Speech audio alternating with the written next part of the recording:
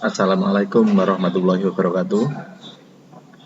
Bapak Ibu Guru Bahasa Indonesia di seluruh Indonesia dan juga siswa SMA, SMK maupun MA.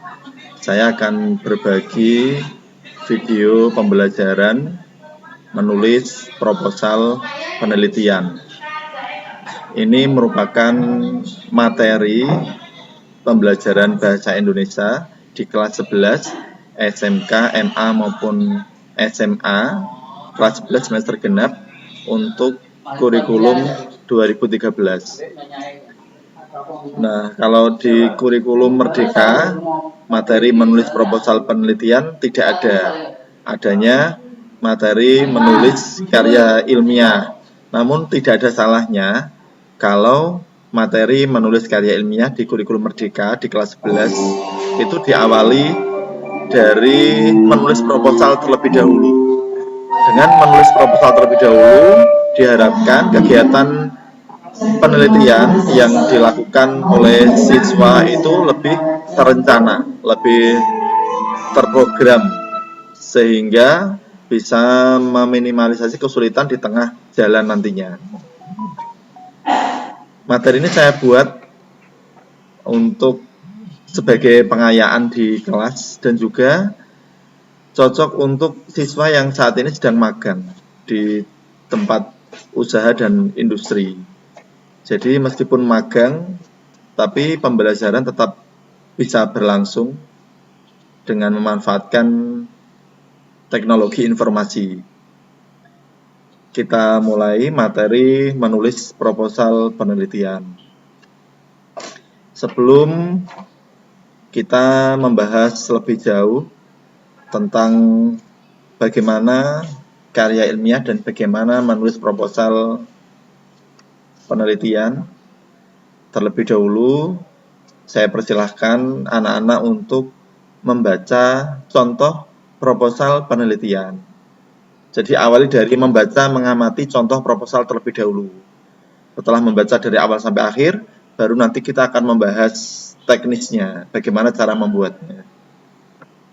Ini saya tampilkan contoh proposal penelitian. Yang saya buat warna merah ini merupakan contoh proposal penelitian. Judul penelitiannya, penyalahgunaan warnet sebagai tempat pacaran. Ini kalau dikelompokkan, ini masuk kelompok IPS ya. Kelompok karya ilmiah remaja IPS. Yang pertama pendahuluan. Di dalam pendahuluan ada latar belakang. Saya agak perkecil biar bisa dibaca lebih luas ya.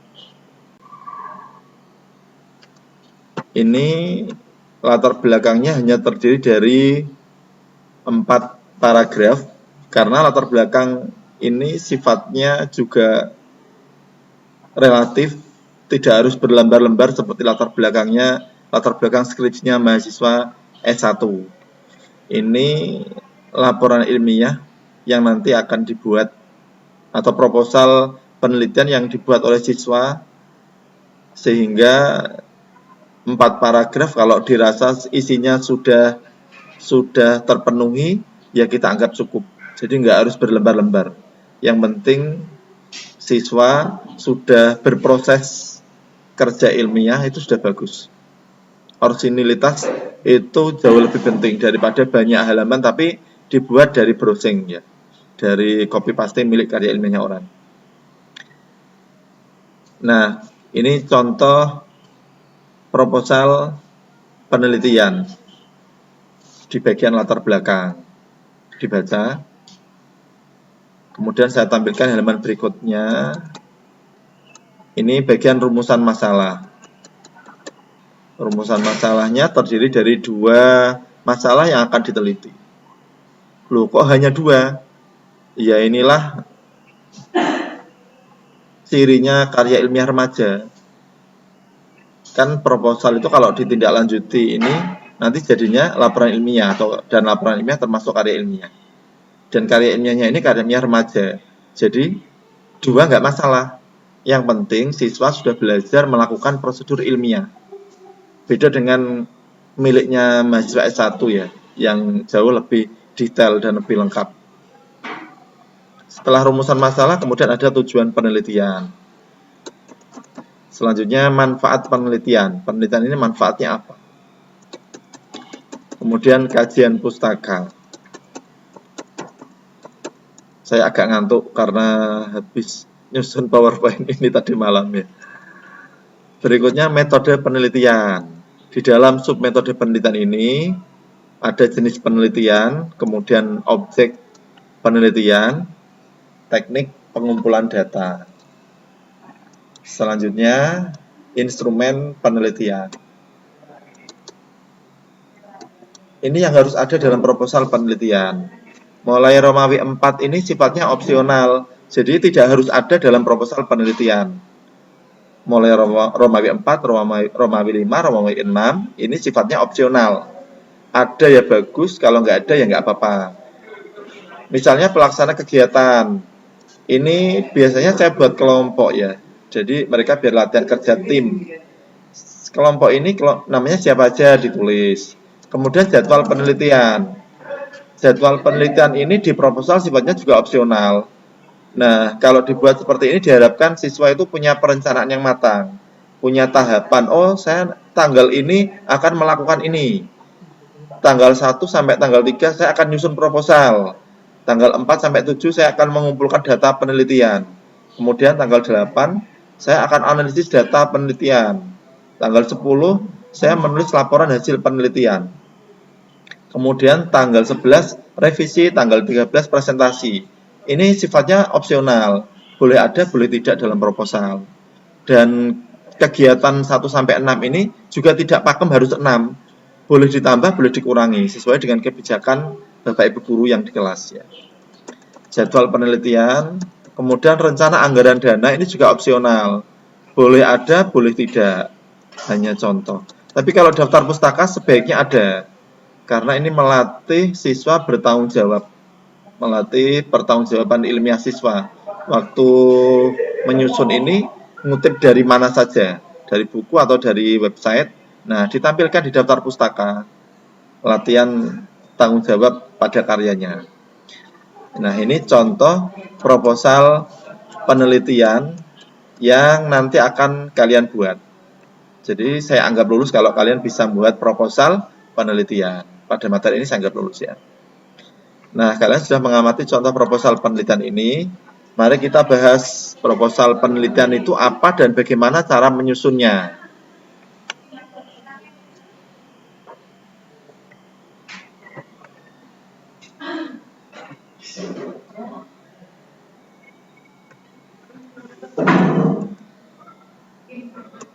Nah, membuat proposal penelitian itu merupakan tahapan awal dalam kegiatan penelitian. Saat anak-anak melakukan penelitian, ada 3 tahapan penting yang harus anak-anak lakukan. Yang pertama, tahap perencanaan. Pada tahap perencanaan ini kalian menulis proposal penelitian. Dikoordinasikan dengan kelompok dan juga dikonsultasikan dengan guru pembimbing. Tahap kedua, setelah proposal oke disetujui oleh guru pembimbing, langkah berikutnya adalah tahap pelaksanaan. Pada tahap pelaksanaan ini, kalian mengumpulkan dan mengolah data penelitian. Tahap yang ketiga, tahap pelaporan. Pada tahap pelaporan, kalian menulis laporan hasil penelitian. Laporan hasil penelitian ini disebut juga laporan ilmiah. Dan laporan ilmiah ini merupakan salah satu contoh karya ilmiah. Tapi bukan satu-satunya karya ilmiah loh ya.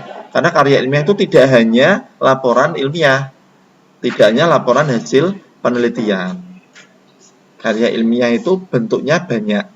Nah, laporan ilmiah ini merupakan salah satu bentuk karya ilmiah. Nah, karya ilmiah itu apa? Sebelum bahas proposal, mari kita sebentar membahas karya ilmiah itu apa. Karya ilmiah itu ada banyak. Yang kita bahas di sini karya ilmiah yang berupa laporan hasil penelitian. Jadi karya ilmiah kan ada makalah, kemudian ada artikel ilmiah, dan juga laporan hasil penelitian. Yang kita bahas di sini karya ilmiah yang berbentuk laporan hasil penelitian atau laporan ilmiah. Nah, karya ilmiah itu karya tulis yang menyajikan fakta ilmu pengetahuan dengan sistematik penulisan yang benar. Kata kuncinya ada dua. Yang pertama, fakta ilmu pengetahuan. Jadi kalau tidak menyajikan fakta ilmu pengetahuan berarti bukan karya ilmiah. Dengan sistematik yang benar. Karya ilmiah juga harus ditulis dengan sistematika penulisan yang benar. Sekarang musim pemilu, apa yang dilakukan oleh para lembaga survei itu sebenarnya juga kegiatan ilmiah.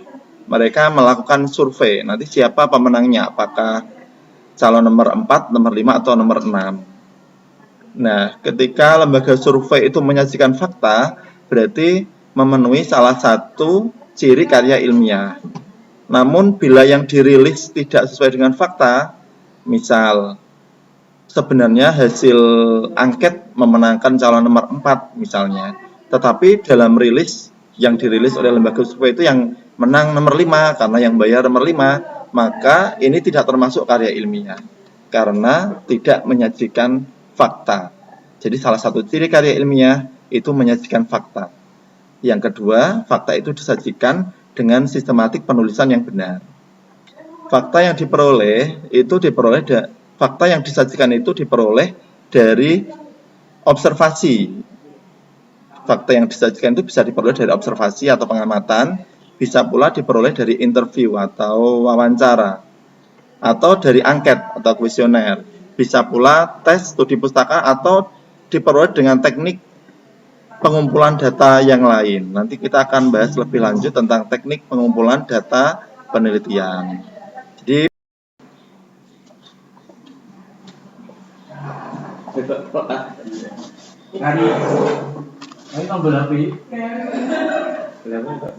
mari kita mengenal bentuk-bentuk karya ilmiah.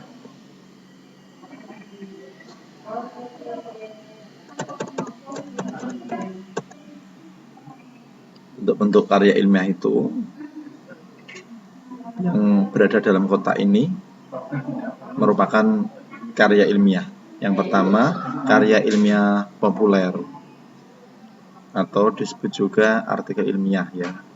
Karya ilmiah semi formal disebut makalah. Karya ilmiah formal. Karya ilmiah formal itu laporan hasil penelitian atau laporan ilmiah. Nah, ini merupakan karya ilmiah hasil penelitian. Jadi pada tahap awal kita peneliti itu kan membuat rencana penelitian dalam bentuk proposal. Kemudian setelah proposal jadi melakukan penelitian.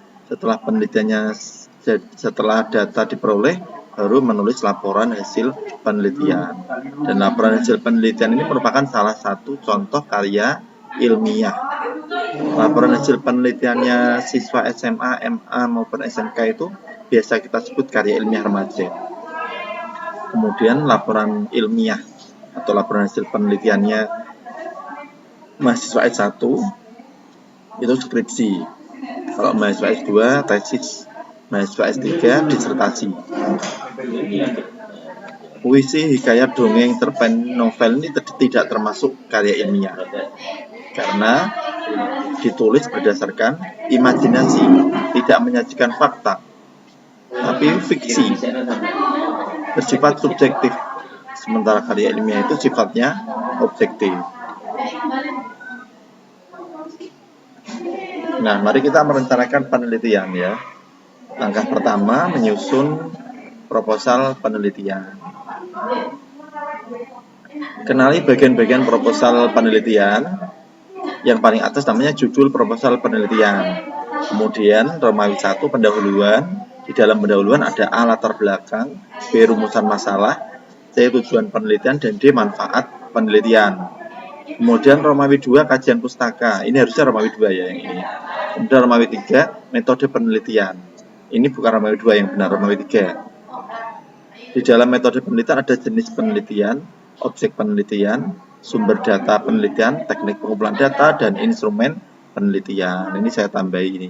Ini yang benar Romawi 3, bukan Romawi 2 ya. Wis pokoknya Romawi 3.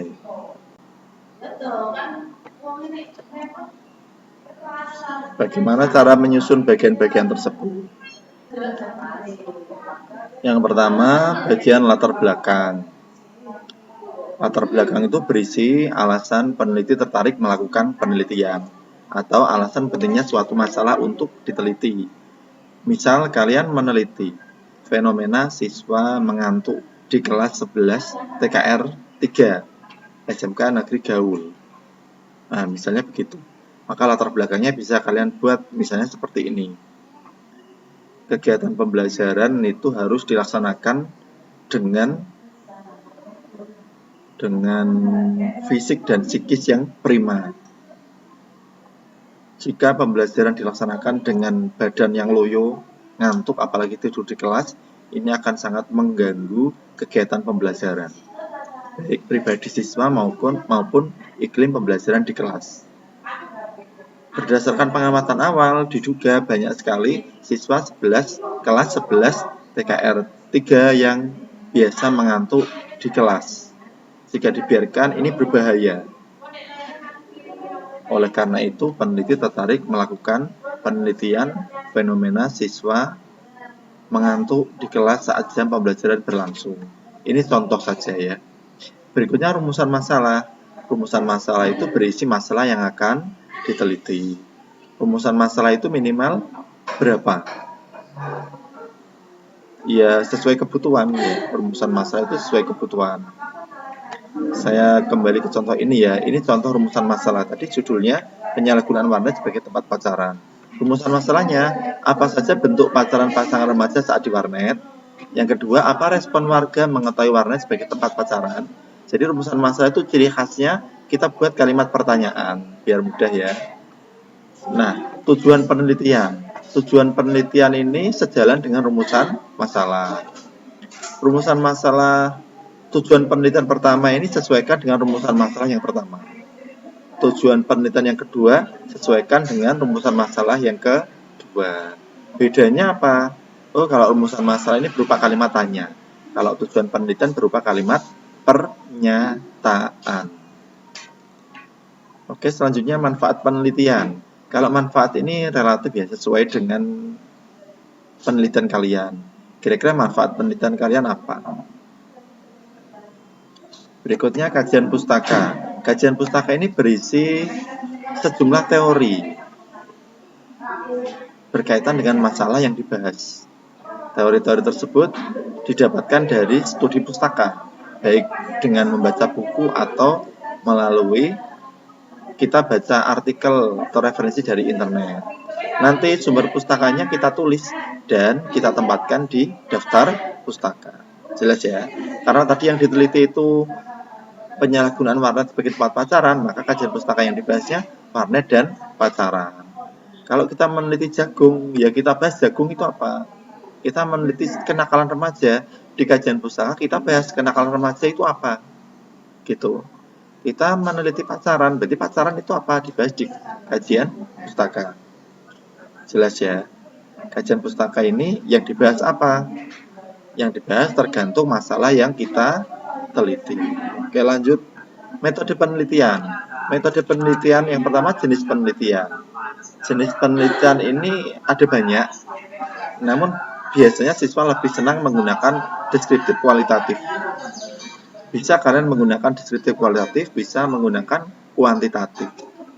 Gitu ya. Kemudian objek penelitian. Yang diteliti itu apa? Ini objek penelitian.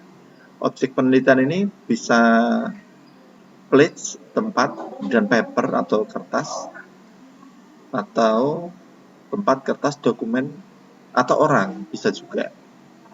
Teknik pengumpulan data. Teknik pengumpulan data ini ada banyak. Ada observasi, ada angket, ada wawancara atau interview, kemudian ada teks, ada studi pustaka. Sebentar saya cek ya. Nah, teknik pengumpulan data apa yang paling bagus dipakai? Jawabannya, semuanya bagus asalkan sesuai dengan data yang akan kita kumpulkan. Kalau dianalogikan sama dengan alat pemotong itu kan ada banyak. Alat pemotong apa yang paling bagus? Apakah pisau, apakah cutter, apakah silet, ataukah gergaji mesin? Alat pemotong itu banyak. Namun yang paling bagus itu yang cocok dengan benda yang mau dipotong. Kalau yang mau dipotong tempe, berarti yang paling cocok kita pakai pisau. Jangan pakai gergaji mesin. Kalau yang mau kita potong itu besi, yang paling cocok itu gerinda atau gergaji besi atau las. Jangan pakai silet karena nggak cocok. Sama dengan teknik pengumpulan data ini, ada observasi, ada angket, ada kuesioner, ada tes, ada studi pustaka. Nah, teknik pengumpulan data apa yang paling bagus? Yang paling bagus itu yang sesuai dengan apa yang mau kita kumpulkan, data yang mau kita kumpulkan, gitu ya. Kemudian instrumen penelitian. Instrumen penelitian ini alat yang digunakan untuk mengumpulkan data penelitian. Alatnya apa? Oh, kalau kita mau mengamati posisi bulan sudah berapa derajat, nah berarti alat yang kita pakai apa? Alat yang kita pakai teropong. Nah, misalnya begitu. Kalau kita ingin mengamati ikan kecil-kecil, alat yang kita pakai apa? Oh, yang kita pakai ini. Jadi intinya instrumen penelitian itu alat yang kita gunakan untuk mengumpulkan data penelitian. Karena kalau kita pakai angket, nah berarti alatnya angket. Contoh angket seperti ini. Berikutnya pelaksana kegiatan. Pelaksana kegiatan ini sifatnya opsional ya, boleh diisi boleh tidak terserah. Jadwal penelitian ini juga opsional, boleh ya. Jadwal penelitian ini sifatnya opsional. Jadi tapi sebaiknya dibuat dengan harapan bisa menjadi panduan bagi siswa peneliti agar kegiatan penelitiannya itu lebih terencana, terprogram. Oh, langkah pertama nyusun proposal pada tanggal ini. Nanti pada tanggal ini kita mengumpulkan data, kemudian kita analisis data. Jadi kalau ada jadwalnya lebih terprogram. Diketahui oleh semua anggota kelompok. Jadi biar nggak tanya-tanya, habis ini kita ngapain, gitu ya. Berikutnya rencana anggaran dana. Rencana anggaran dana ini juga sebaiknya dibuat, meskipun sifatnya opsional, tapi lebih baik dibuat.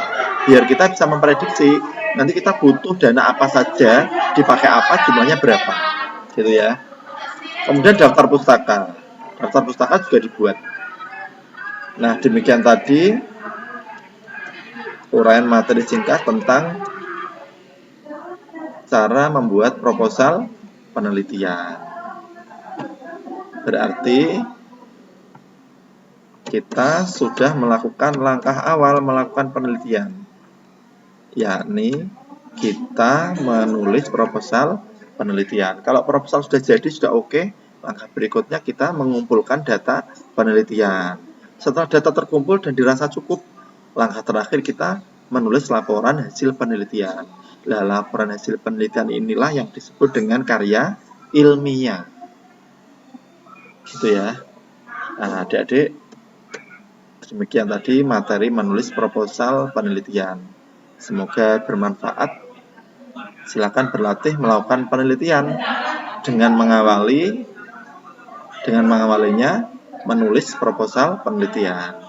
Tips atau saran dari saya kalau buat penelitian yang dekat dengan kehidupan kalian saja, jangan yang jauh-jauh. Misalnya di sehari-hari kalian ada masalah apa, itu yang diungkap, yang bisa kalian teliti, gitu ya. Jangan yang berpikir jauh di awan. Judulnya sederhana, yang penting kalian punya pengalaman belajar menjadi peneliti dan menulis laporan hasil penelitian. Itu lebih bagus daripada judulnya bagus, karya ilmiah bagus, tapi hasil copy paste miliknya orang yang kita akui. Nah, ini malah nggak bermakna, gitu ya. Demikian materi kita pada pertemuan hari ini, semoga bermanfaat. Kalau ada yang kurang berkenan, mohon maaf. Assalamualaikum warahmatullahi wabarakatuh.